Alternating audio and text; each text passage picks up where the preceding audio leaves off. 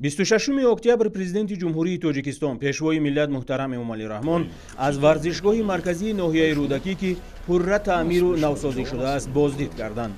варзишгоҳи марказӣ бо 8000 ҷойи нишаст бо ибтикори мақомоти иҷроияи ҳокимияти давлатии ноҳияи рӯдакӣ аз ҳисоби фонди рушди ноҳия ва соҳибкорони маҳаллӣ бо харҷи 4,3 миллион сомонӣ навсозӣ карда шуд. масоати иншоот 1,7 гектарро ташкил дода корҳои барқарорсозӣ ибтидои соли равон оғоз гардида буд. сарвари давлат муҳтарам эмомалӣ раҳмон аснои боздид аз варзишгоҳ ва суҳбат бо масъулону варзишгарони ноҳия дастур доданд ки миёни аҳолӣ бахусус ҷавонону наврасон тарзи ҳаёти солим бештар тарғиб ва тарбияи варзишгарони касбӣ васеъ ба роҳ монда шавад. дар ин варзишгоҳ ки солҳои 80-уми асри гузашта бунёд шуда буд, баъд аз навсозӣ барои 2 дастаи варзишӣ, мураббиҳо ва доварон 10 ҳуҷраи корӣ сохта шудааст. навсозии майдони калон ва майдончаи футбол, насби 4 манораи равшанидиҳанда, гузоштани 8000 нишастгоҳи замонавӣ, сохтумони минбар, насби монитор барои пахши ҷараёни мусобиқаҳо дар майдони асосӣ, бунёди чаман барои баргузор кардани бозиҳои футбол ва дигар мусобиқаҳо, иваз кардани болопӯши бино, панҷарабандиву бунёди 3 даромадгоҳ ва мунфаршкунии атрофи иншоот аз зумраи корҳое буд ки дар доираи навсозии варзишгоҳи марказӣ бо сифати баланд ба анҷом расонида шуд.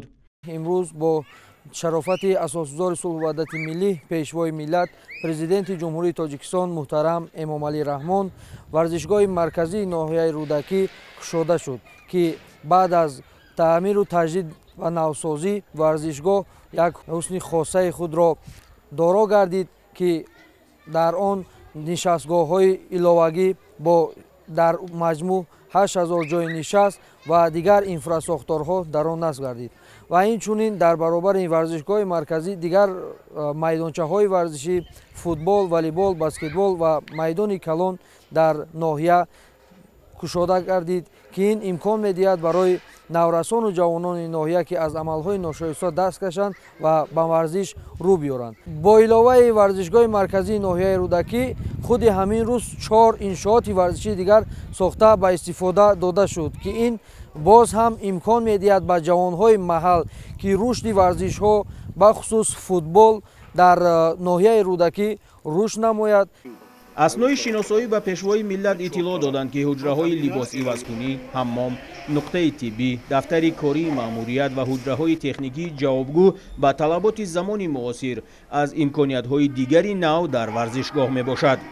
иттилоъ дода шуд ки дар ҳудуди варзишгоҳ ҳамчунин мактаби варзишии захираҳои олимпӣ ва муассисаи давлатии мактаби варзишии ноҳияи рӯдакӣ амал мекунанд. шумораи умумии варзишгарон дар мактабҳои варзишӣ 892 нафарро ташкил медиҳад. дар сатҳи ноҳия омӯзиши 11 намуди варзиш аз ҷумла футбол, волейбол, тенниси рӯи миз, гӯштинҳои тарзи озод, самбо, юнону румӣ, ҷудо, варзиши сабук, шашка ва шоҳмот, дастхобонӣ, муштзанӣ, кикбоксинг ва панкратион фаъолият намуда 27 мураббӣ ба таълиму тарбияи наврасону ҷавонон машғуланд. мо соҳибкорони ноҳияи рӯдакӣ ташаббусҳои созандаи раҳбарияти ҷумҳуриро ҳамаҷониба дастгирӣ карда бо истифода аз имтиёзоти давлатӣ талош мекунем ки саҳми худро дар ободонии маҳалли зисти худ бештар созем.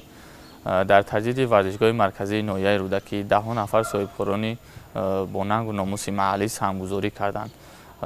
мақсад дорем ки дар оянда низ дар корҳои бунёдкории ватани азизамон саҳмгузорӣ карда давлати худро ба кишвари ободу пешрафта табдил диҳем.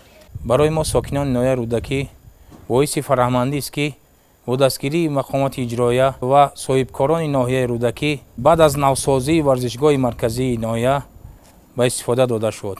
ба истифода дода шудани ин иншоот имкони зиёде медиҳад ки сафи варзишгарони касбӣ дар ноҳия зиёд гардад.